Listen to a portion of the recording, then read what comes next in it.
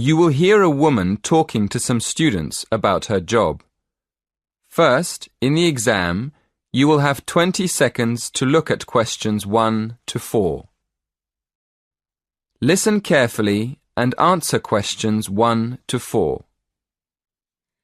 Hello everyone. Thank you for inviting me to give a talk in this series of employment lectures. I'm here this evening to tell you about my job.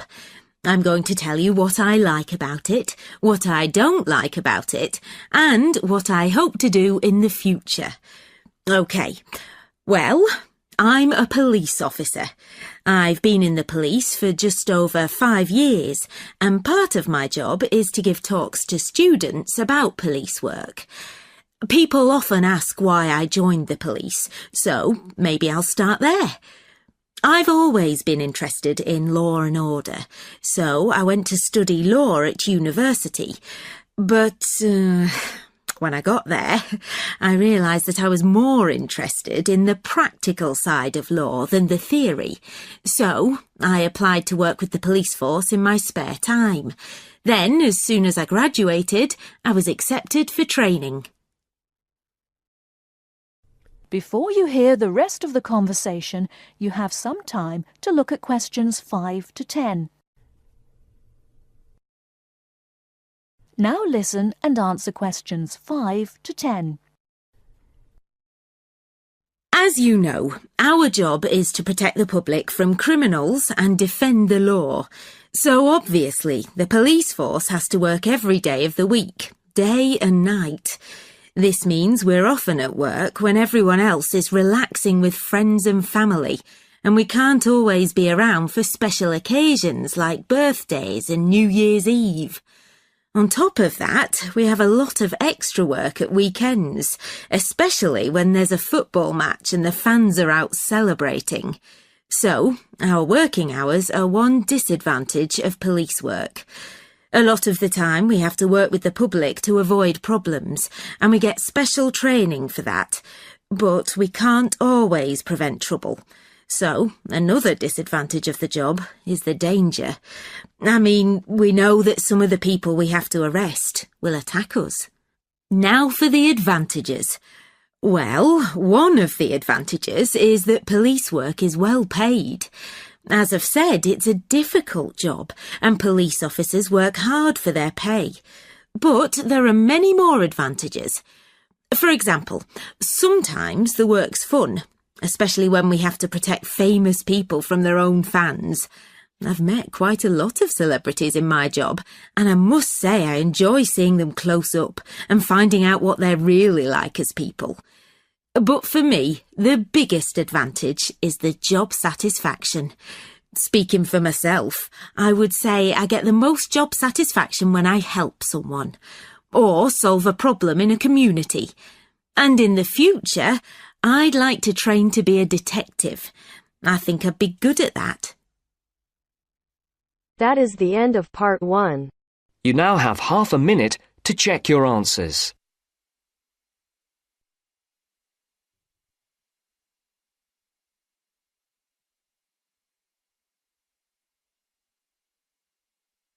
Now turns to part 2. Part 2. You will hear 3 students talking to their tutor about the presentation they are planning. First, you have some time to look at questions 11 to 17.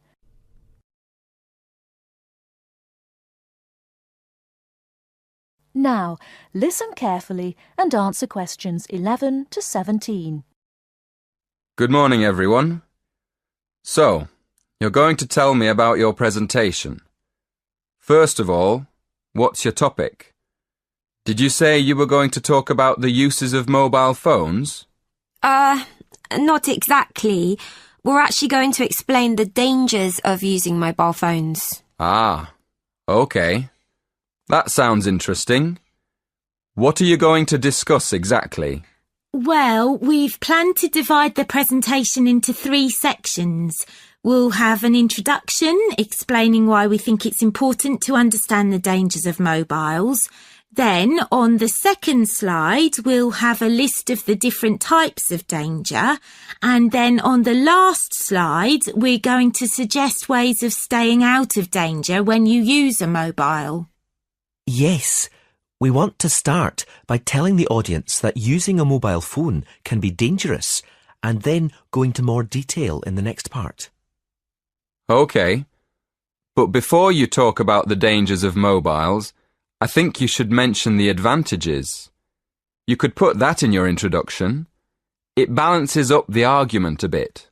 Oh, yes. I see what you mean. Right, we'll do that. So, shall we have a look at your presentation? Did you bring it with you? I've got it here on a memory stick. Can we show you on your computer? Yes, that's fine. Let's have a look.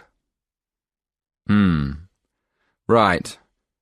As you say, you're going to add the advantages of using mobile phones to the first slide. Good. Who's going to explain the second slide with all the dangers? That's me. Do you think I've got enough detail? Yes.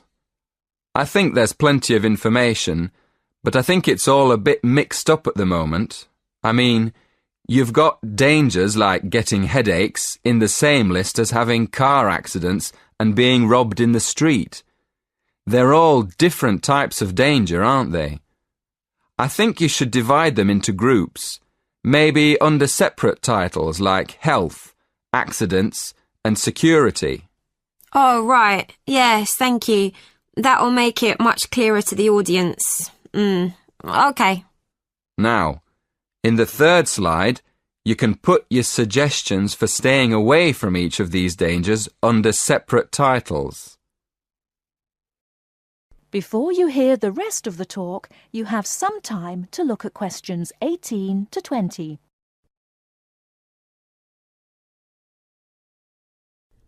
Now listen and answer questions 18 to 20. Have you got any other questions? Yes. The presentation should be for 10 minutes. Is that right? Yes, but 10 minutes in total, including 3 minutes for questions. So you'll only talk for 7 minutes. That's only 2 minutes each. We won't be able to say much in that time at all. That's why you have to plan what you're going to say carefully and make sure you only include the most important information. For instance, you won't have time to give examples, but you could put some images on your slides that show examples without spending time talking about them. Hey, that's a good idea. And the audience can look at them while we talk. And another thing, make sure all the slides have the same style. You should get together and agree on one style for the whole presentation. OK, we'll do that too. Thanks a lot for your help. That is the end of part 2. You now have half a minute to check your answers.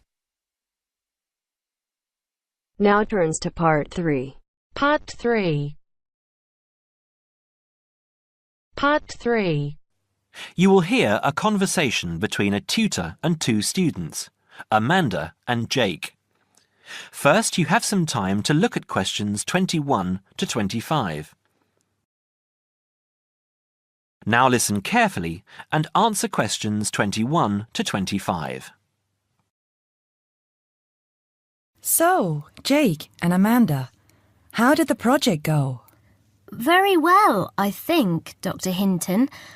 I certainly learned a lot and enjoyed myself at the same time. Me too. So, remind me, what was your project about? Basically, what makes successful people? Let's call them top achievers successful. Yes. How are they different from us?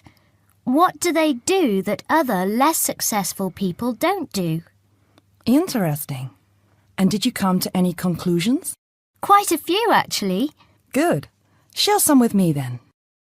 Well, I'd always thought that a top achiever would be the sort of person who would bring work home every night and slave over it. But it appears not. Those types tend to peak early and then go into decline. They become addicted to work itself, with much less concern for results. We found that high achievers were certainly ready to work hard, but within strict limits. They knew how to relax, could leave their work at the office, prized close friends and family life, and spent a healthy amount of time with their children and friends. There's a lesson for us all there. Anyway, go on. It's also very important to choose a career which you enjoy, not just one that pays well or which assures you of a pension many years down the line. Surely that's important though, Amanda. Yes, I agree, but being happy in your work is far more important than anything else.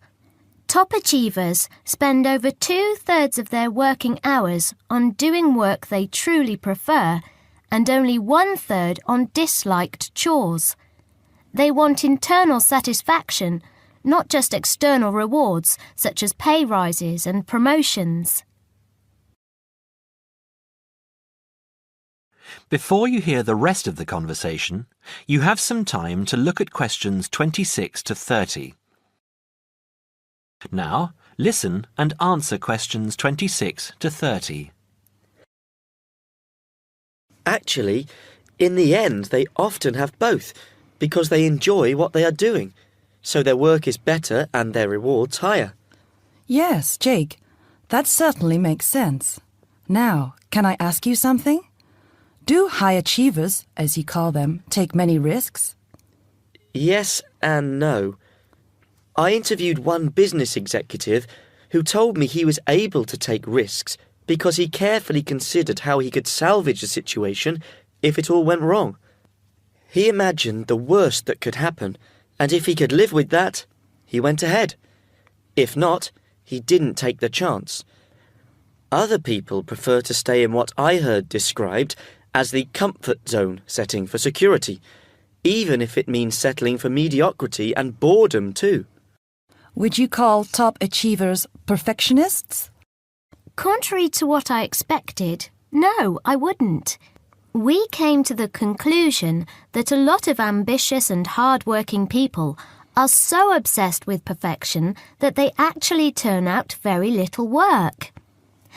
I happen to know a university teacher, a friend of my mother's, who has spent over 10 years preparing a study about a playwright.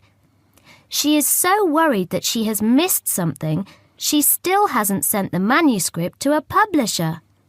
Meanwhile, the playwright, who was at the height of his fame when the project began, has faded from public view. The woman's study, even if finally published, will interest few people. So, what has this got to do with top achievers? Well, top achievers are almost always free of the compulsion to be perfect. They don't think of their mistakes as failures. Instead, they learn from them, so they can do better next time. Well, would you call them competitive? High performers focus more on bettering their own previous efforts than on beating competitors. In fact, we, came to the conclusion that worrying too much about competitors' abilities and possible superiority can be self-defeating. Yes, and we found that top achievers tend to be team players rather than loners. They recognise that groups can solve certain complicated problems better than individuals and are eager to let other people do part of the work. Yes, loners, who are often over-concerned about rivals, can't delegate important work or decision-making. Their performance is limited because they must do everything themselves. Well, it looks as if you two have done a thorough job and learned something into the bargain too. Now, there are just a couple of points I'd like to clarify with you. That is the end of part 3. You now have half a minute to check your answers. Now turns to part 4. Part 4. You will hear part of a lecture about fireworks. First, you have some time to read questions 31 to 40. Now listen carefully and answer questions 31 to 40. Good afternoon, everyone, and welcome to this short talk on the subject of fireworks. Now, fireworks, as I'm sure many of you know, were invented in China, though there has long been disagreement as to exactly when, or even in which century. The consensus nowadays, though, is that it was in the 6th, as there is considerable evidence of war rockets being made then. We also know that fireworks were in use by the 7th century in Arabia, where they were called Chinese arrows, reflecting their military potential. It then took a long time for them to spread to Europe. In fact, it wasn't until the 1200s that fireworks made their appearance there.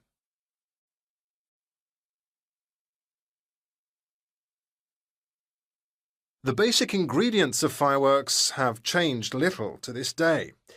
Their explosive capacity comes mainly from black powder, also known as gunpowder, which is produced from a mixture of charcoal, sulfur, and potassium nitrate. A modern aerial firework, the kind used nowadays in big public displays, not the small rocket type that you might remember from your childhood, is normally made in the form of a shell, often a sphere about the size of a peach.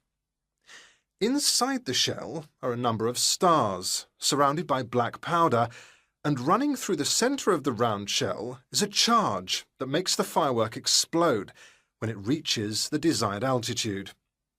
This is known as the bursting charge.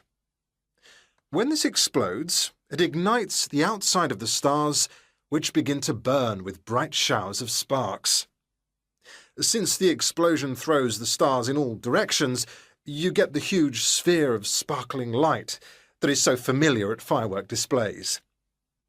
A shell of this kind is launched from a 75mm diameter mortar, which in some ways resembles the type used by the military. The mortar is a steel, or increasingly for safety reasons, shatterproof plastic pipe. This is likely to be 500mm long and sealed at one end.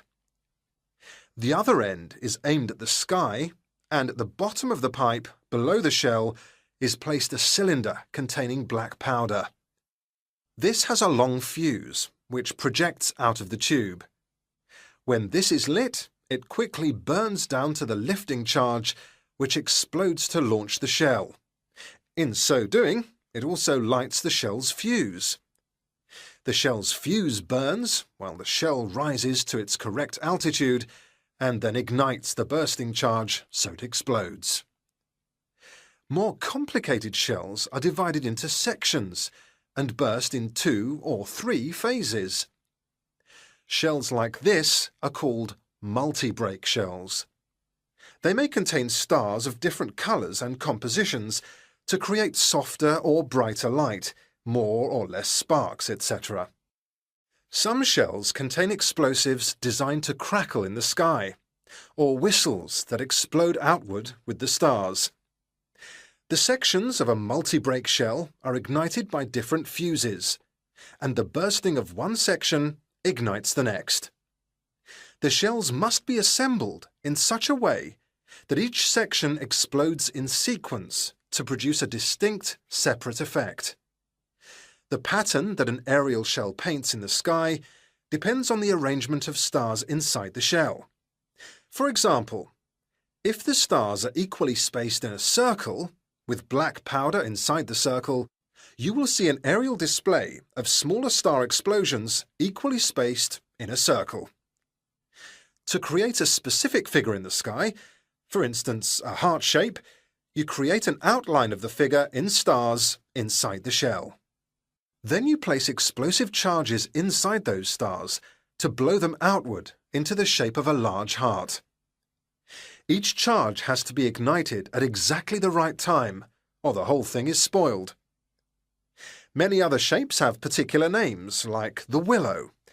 This is formed by stars that fall in the shape of willow tree branches, spreading a little to the side and then downwards.